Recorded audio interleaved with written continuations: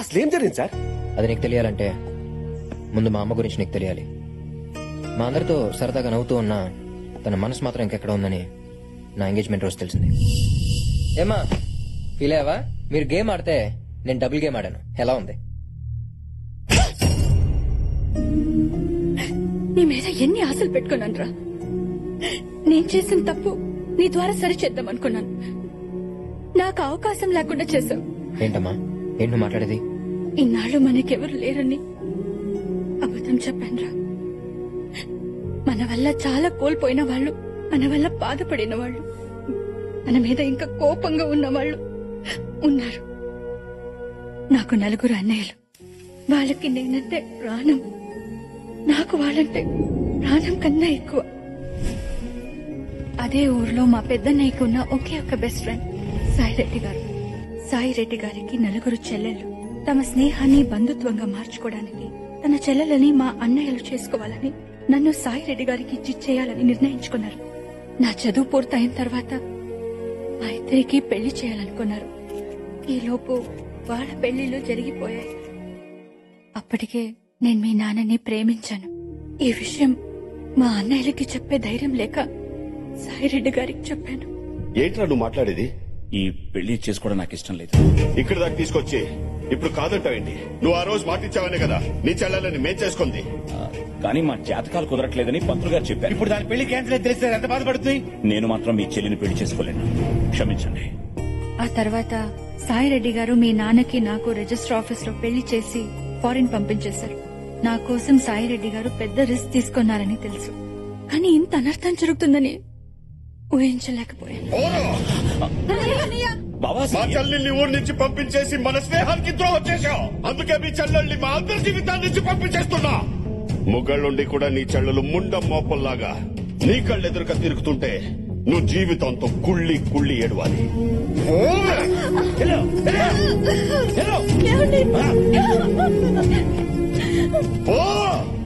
అప్పటికే మా వదిన ప్రెగ్నెంట్. పుట్టింట్లోనే ప్రసవించి అక్కడే ఉండిపోయింది. తనకి కూతురు పుట్టిందని తెలిసి తన కూతుర్ని తను తెచ్చుకోవాలని మా అన్నయ్య కోర్టుకు వెళ్లాడు. అమ్మాయి మేజర్ అయ్యేంత వరకు తల్లి సంరక్షణలోనే ఉండాలని, ఆ తర్వాత పెళ్లి చేసే బాధ్యత తండ్రికి అప్పగిస్తూ కోర్టు తీర్పు చెప్పింది. నువ్వెప్పుడైతే పెళ్లి గురించి మాట్లాడావో మా అన్నయ్య కూతుర్ని నీకిచ్చి పెళ్లి చేస్తే కనీసం ఆ పెళ్లితోనైనా అందరూ కలుస్తారని సాయిరెడ్డి గారికి ఫోన్ చేశాను. చూడమ్మా, నీ వల్లే వాళ్ళ కాపురాలు కూలిపోయాయని అందరూ బాధలో ఉన్నారు.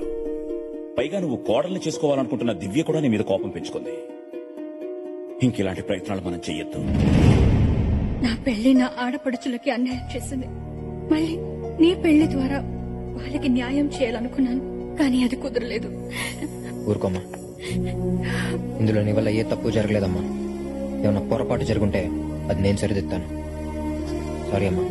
ఇన్నాళ్ళు కరెన్సీ వాల్యూ తెలుసుకున్నాను కానీ కన్నీళ్ళ వాల్యూ తెలుసుకోలేకపోయాను. ఇప్పటిదాకా ఇక్కడ డబ్బు సంపాదించాను. ఇప్పుడు అక్కడికి వెళ్ళి వాళ్ళ ప్రేమ సంపాదిస్తాను. తర్వాత దివ్య గురించి ఎంక్వైరీ చేశాను. ఫేస్బుక్, ఇన్స్టాగ్రామ్, ట్విట్టర్ అన్ని సెర్చ్ చేస్తే తను గ్రీన్ ఆర్మీలో యాక్టివిస్ట్ అని తెలిసింది. అక్కడి నుంచి స్కెచ్ చేసి మన ఫ్యాక్టరీ పొల్యూట్ చేస్తున్న గ్రీన్ ఆర్మీకి మెయిల్స్ పెట్టి మన ఫ్యాక్టరీని మూయించేశాను. అలా దివ్యకి దగ్గరయ్యాను. ఇప్పుడు అదే ప్రేమ పేరుతో మా ఫ్యామిలీని కలవబోతున్నాను.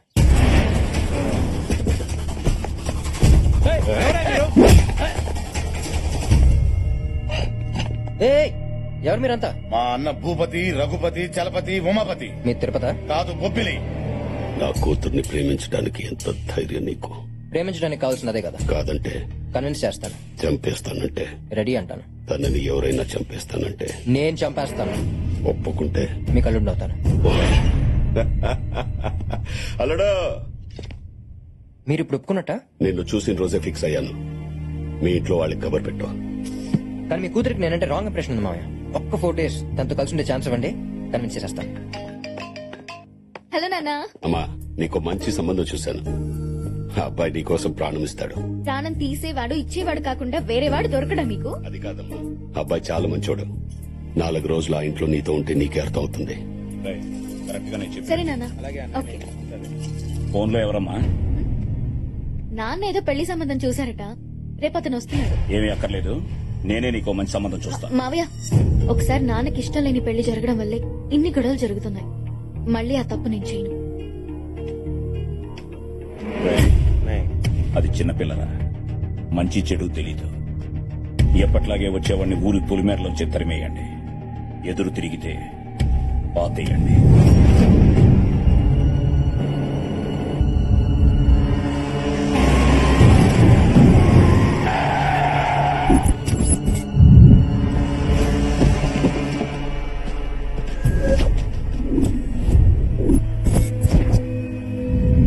వచ్చే పెళ్లి కొడుకు ఈ బండిలోనే ఉన్నాడు. బండిలోనే పాతేయండ్రా.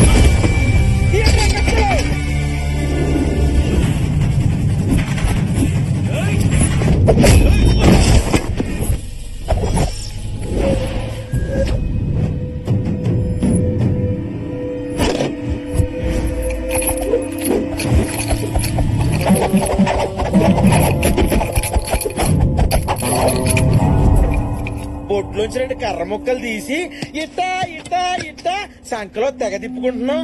అప్పుడెప్పుడు ఇంట్రొడక్షన్ వాడాను రా, చాలా గ్యాప్ వచ్చింది. చచ్చిపోయింది కానీ మర్చిపోలా. అయితే కొట్టేస్తావా? అది మీ బిహేవియర్ మీద బేస్ అయి ఉంటదిరా. మీరు వెనక్కి వెళ్తే నేను ముందుకెళ్తా, లేదంటే వెనక ముందు చూడకుండా కొడతా.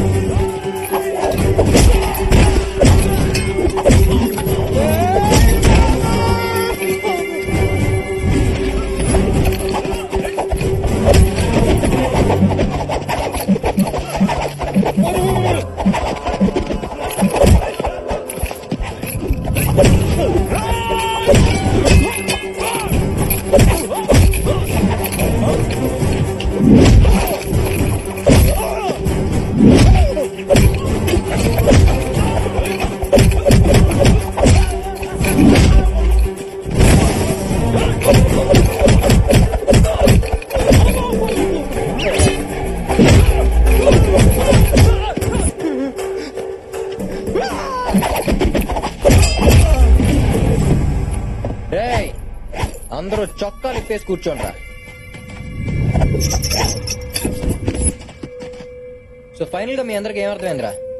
రూట్ తెలియకుండా డ్రైవింగ్, ఎదుటోడు స్టామినా తెలియకుండా ఫైటింగ్ చేయకూడదని అర్థమైందన్నయ్య. మీ ఫేస్ చూస్తుంటే ప్రొఫెషనల్స్ లా లేరురా. ఏం పని చేస్తారా? సాయిరెడ్డి చెప్పిన పనులన్నీ. ఎంత ఇస్తాడేంటి? 2 పూట్ల భోజనం పెట్టా ఎయ్యిస్తాడన్నా. రోజుకా? నెలకి. నాకు ఓ విషయం అర్థమైందిరా. మీలో ఎవ్వరూ కావాలని రౌడీలు అవ్వలేదు. మీ దరిద్రమే మిమ్మల్ని రౌడీలు చేసింది. అవునన్నా. మీ అందరికి బ్యాంక్ అకౌంట్లు తీసి ఒక్కొక్కడికి 10 లక్షలు వేస్తాను. మీ పిల్లలందరినీ బాగా చదివించి ప్రయోజకులను చేయండి. నువ్వు అల్లునివి కాదన్నా, మా కోసం వచ్చిన దేవుడి నువ్వు.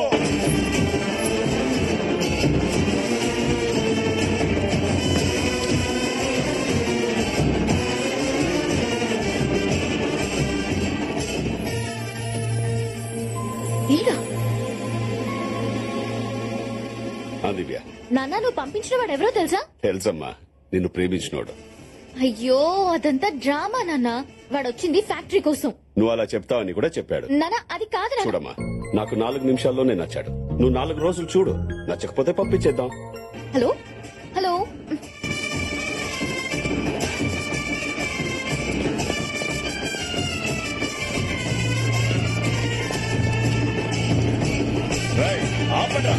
ఊరవతల వేసేయమంటే ఊరేగింపుగా వచ్చారేంట్రా? ఇదిగో అన్నాయ్, బాబుని మేము అల్లుడిగా ఫిక్స్ అయిపోయాం. నువ్వు కూడా ఫిక్స్ అయిపో అన్నాయ్. ఎట్లా ఫిక్స్ అయ్యేది? కూల్ బాబాయ్. రౌడీస్, బాబాయ్తో కొంచెం పర్సనల్ గా మాట్లాడాలి. మీరు లోపు లగేజ్ లోపల పెట్టండి. రేయ్, పదండ్రా.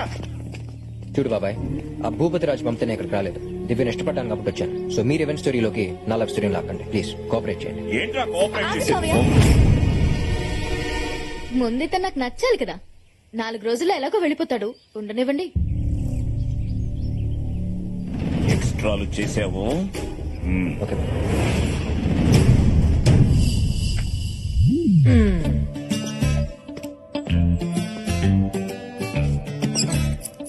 ఏంటి అత్తయ్యలు నచ్చానా?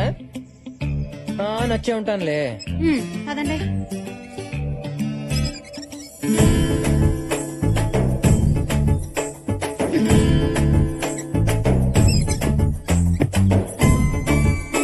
విజయ్, నువ్వు అక్కడ లవ్ కట్ చేసుకుని వస్తే నేను ఇక్కడ మ్యారేజ్ సెట్ చేసుకుని వచ్చా. ఎలా ఉంది ట్విస్ట్? 4 రోజుల్లో నేను చెక్అవుట్ చేస్తా. నీ లగేజ్ తో రెడీగా ఉండు. అబ్బో, ఇందాక నుంచి అబ్జర్వ్ చేయలేదు గానీ లంగా ఉన్నలో భలే సెక్సీగా ఉన్నావే. అన్నాడుము అన్నాడక్క. అబ్బో,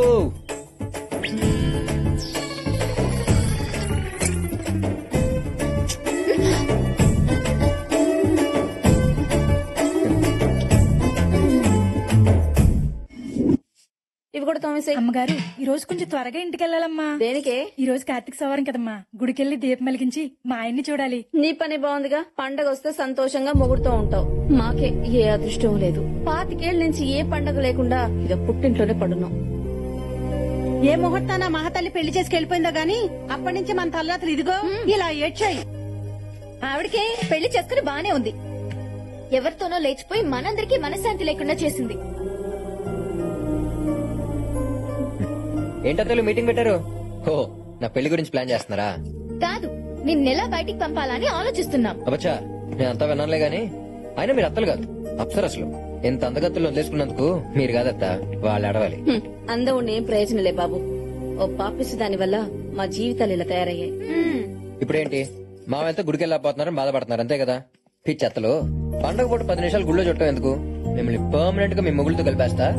అప్పుడు మీరు ప్రతిరోజు పండగ చేసుకోవచ్చు. ఏయ్, అనవసరంగా వీళ్ళలో లేనిపోని ఆశలు రేకెత్తించకు.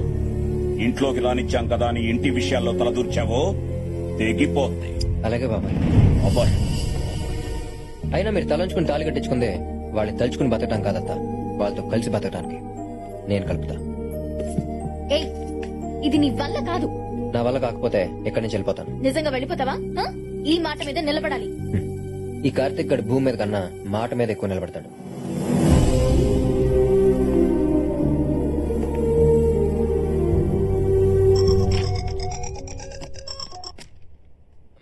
మనూరు వచ్చానే, అత్తలందరినీ చూశాను. నువ్వు చెప్పినట్టు అందరూ చాలా మంచోళ్లే. అమ్మ కాదురా, నాన్నని. నాన్న అదే ఫ్యాక్టరీ. అమ్మ నాకంతా చెప్పింది. నువ్వు అనుకున్నట్టు జరగడం అంత ఈజీ కాదు. నాన్న, నాకు కొన్ని లెక్కలున్నాయి, వాళ్ళకి కొన్ని బొక్కలున్నాయి. రెండింటినీ క్యాల్కులేట్ చేసి కలిపేస్తానుగా. రే, మేము ఇక్కడికి వచ్చిన కొత్తలో ప్రతి రోజు ఫోన్ చేసి నానా బూతులు తిట్టేవాళ్ళు. నన్ను వాళ్ళు మామూలు టార్చర్ పెట్టలేదు. అవునా? అమ్మాళ్ళ గురించి అంత పాజిటివ్ గానే చెప్పిందే. ఇంత నెగిటివ్ యాంగిల్ ఉందా? అయినా నాన్న, నువ్వు ఎప్పుడు చెప్తూ ఉంటావుగా ఎదుటి వాళ్ళు ఇచ్చింది తిరిగి ఇచ్చేయమని. ఇచ్చేయి. వాళ్ళు పెట్టిన టార్చర్ వాళ్ళకి తిరిగిచ్చేయి. హలో, ఎరా బామ్మర్దే, బ్రేక్ఫాస్ట్ అయిందా? ఒరే నువ్వా? నీకెంత ధైర్యం నాకు ఫోన్ చేయడానికి? ఫోన్ చేయడానికి కావాల్సిన ధైర్యం కాదురా, ఫోన్. బఫలో బఫలోనా? ఏంటంటే పిలు. అన్నయ్య, అన్నయ్య, వాడు ఫోన్ చేశాడు అన్నయ్య. ఎవడో? ఆ ఫోన్ చేసిన లైన్ లో ఉన్నాడు. చెప్పు, ఎవడో? మన చెల్లెలు లేపుకెళ్ళి పెళ్లి చేసుకున్నాడే వాడు. వాడెందుకురా ఫోన్ చేశాడు? వీరికి నాయాల మా నుంచి తప్పించుకోవడానికి అడ్రస్లు మార్చేశావు. అవునరా, అన్ని మార్చేశా. నీ ఫేట్ కూడా మార్చబోతున్నా. నువ్వేంట్రా నా ఫేట్ ని మార్చింది? కూతురు పెళ్లి చేయబోతున్నావుట, జరగదా? లేపుకుపోతాడు. రేయ్, ఎవడ్రా నా కూతుర్ని లేపుకుపోయేది? నా కొడుకు దింపేశా. ఈ పాటికి ల్యాండ్ అయ్యే ఉంటాడు. తాళి కట్టే 1 నిమిషం ముందన్నా వచ్చి నీ కూతుర్ని లేపుకుపోతాడు. వెంటనే పెళ్లి పనులు ఆపేయి. ఈ అడ్వాన్స్ అయ్యి ఒక్క కాదని కంటిన్యూ అయ్యావనుకో, ఆడు నీతో ఆడేది 2020 మ్యాచే. రేయ్, నువ్వు అప్పుడు మిస్ అయ్యావు. కానీ నీ కొడుకు ఇక్కడికి వస్తే వాడిని ముక్కలు ముక్కలుగా నరికి నీకు పార్సల్ చేస్తా. పీకేవలే. రేయ్, ఆ సరస్వతి కొడుకు దిగాడట. ఊళ్ళో ఎవరైనా కొత్త వాళ్ళు కనిపిస్తే కాళ్ళు చేతులు కట్టి తీసుకురాట్రా. అలాగే ఏంటి మామయ్య అందరూ అంత టెన్షన్ పడుతున్నారు? ఎవరు ఫోన్ లో? ఏవో పాత గొడవలు. ఓ. కరెక్ట్ టైంకి వచ్చావురా, భోజనం చేద్దాం.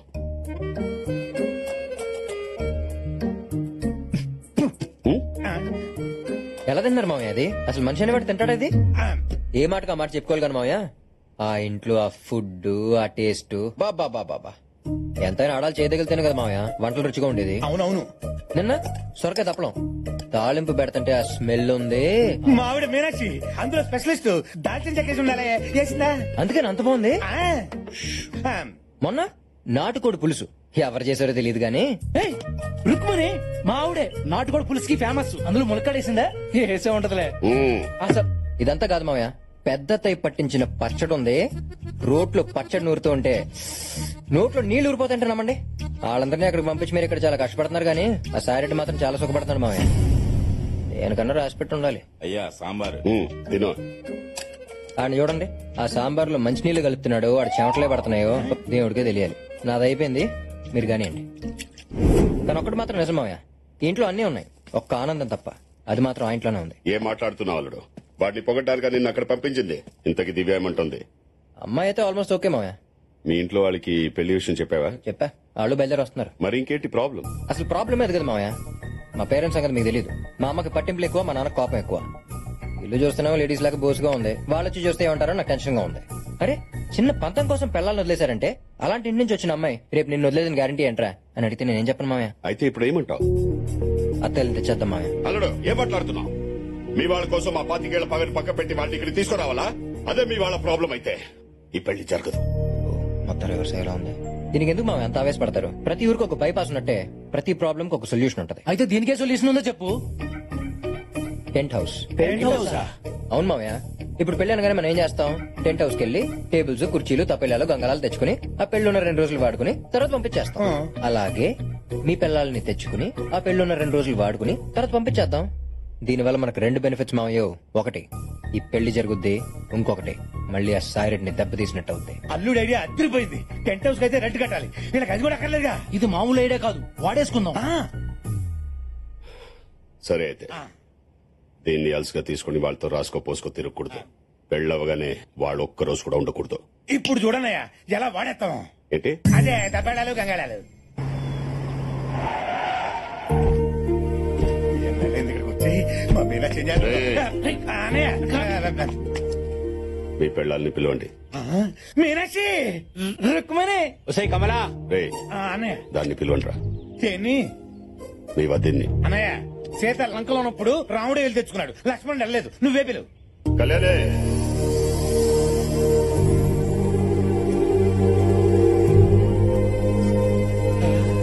వచ్చింది మీనాక్షి. రుక్మణి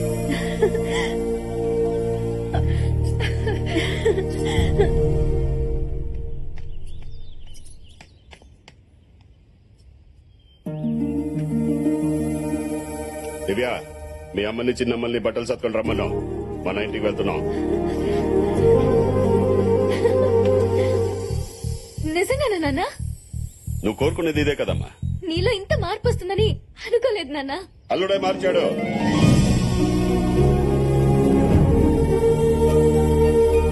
బావా ఆగో, వీళ్ళందరూ మాతో కలిసి ఉండాలంటే నీ కను చూపు కూడా మా ఇంటిని తాక్కూడదు. రే, నీ మీదున్న పగాన్ తీసిగా మర్చిపోను. 7 కొండల వాడికి వడ్డీ ఎలా పెరుగుతుందో నీ మీద నాకు పగ కూడా అలాగే పెరుగుతుంది. ఎప్పటికైనా నువ్వు నా శత్రువే. అన్నయ్య, వాడి మాటలే పట్టించుకోకండమ్మా. మీరిక్కడ నాతో ఉండడం కంటే అక్కడ వాళ్లతో సంతోషంగా ఉండడమే నాకు కావాల్సింది. ఈ రోజు కోసం ఎన్నో ఏళ్లుగా ఎదురు చూస్తున్నాను. మీరెక్కడున్నా ఈ అన్నయ్య ఆశీస్సులు మీకెప్పుడు ఉంటాయి. వెళ్ళండమ్మా. అయిపోయినా నీ అప్పగింతలు మాకు అప్పగిస్తే మేము తీసుకెళ్లిపోతాం. రామేషి అదేనయ్యా, ఆడవాళ్ళందరూ ఆ బండి ఎక్కువ చూస్తున్నాడు. తొందరగా పోనీ, కొంత తగ్గకూడదు అంతే.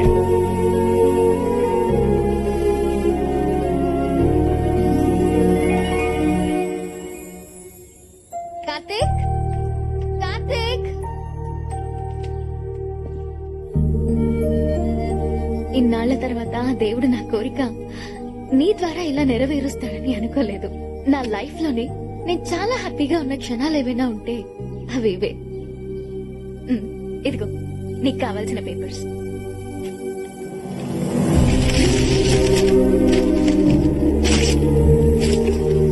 నేను వచ్చింది ఫ్యాక్టరీ కోసం కాదు, మన ఫ్యామిలీ కోసం. మన ఫ్యామిలీయా? అంటే నువ్వు సరస్వతి కొడుకు. అవును బాబాయ్. ఈ విషయం ముందే చెప్పొచ్చు కదా. మా అమ్మని ద్వేషిస్తున్న మీరు నన్ను ఇంట్లో కూడా రానవరని చెప్పలేదు బాబాయ్. మా అమ్మ కోసం మీరు మీ ఫ్యామిలీ ఇన్నేళ్లు సఫర్ అయ్యారు. తన వల్ల జరిగిన నష్టాన్ని నేను సరిదిద్దాలని వచ్చాను. నువ్వు సరస్వతి కొడుకు అని తెలిస్తే వాళ్ళు చంపేస్తారా? అన్నిటికీ తెగించే వచ్చాను బాబాయ్. మీ నాన్న వాడి జీవితంలో చేసిన మంచి పని ఏదైనా ఉందంటే అది ఇతన్ని అల్లుడిగా సెలెక్ట్ చేయడమేనమ్మా.